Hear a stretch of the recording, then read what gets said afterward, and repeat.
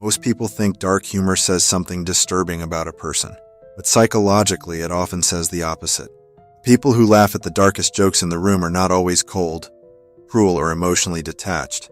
Sometimes they're the ones who understand pain so well that humor became the only way to hold it, without collapsing under the weight of it.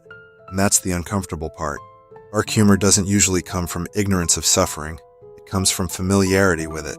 Modern life quietly trains people to suppress emotion in socially acceptable ways.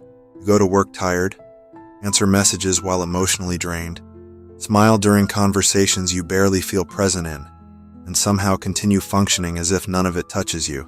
Most people carry stress like background noise. Constant, invisible. Dark humor slips into that environment, almost like psychological ventilation.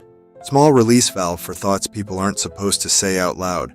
That sudden laugh after an uncomfortable joke is not always amusement. Sometimes it's recognition. Psychologists have noticed something interesting about people who naturally appreciate darker forms of humor. Many of them score higher in emotional processing, verbal intelligence, and psychological resilience, not because suffering makes someone smarter, but because humor requires distance. A joke about something painful, the brain has to briefly step outside the emotion and reshape it into something manageable.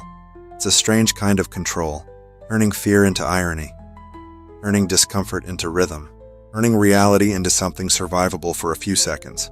And people sense this instinctively in social groups. Dark humor creates fast emotional bonding because it skips surface-level interaction.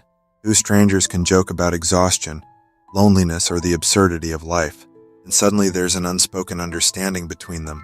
Not necessarily because they're negative people, but because they're acknowledging truth most conversations avoid. In a world obsessed with appearing emotionally polished, dark humor feels unusually honest. What makes it unsettling is that it often reveals thoughts people secretly share but rarely admit publicly. Fear of burnout, emotional numbness, the weird emptiness that can exist even during success. Dark humor doesn't create those feelings, it exposes them. Sometimes people laugh because hearing the truth in a disguised form feels safer than hearing it directly. There's also a deeper psychological layer beneath it. Human beings are naturally drawn toward things that help them regain a sense of control over uncertainty. Humor, especially dark humor, temporarily shrinks intimidating realities down to human size. Death, failure, anxiety, isolation, these things become less overwhelming when the mind can play with them instead of only fearing them. Not because the pain disappears, but because the person no longer feels completely powerless beside it. Maybe that's why dark humor feels strangely comforting late at night. After long days during stressful years, or in conversations between people who are quietly struggling more than they admit. Sometimes the laugh isn't about the joke at all.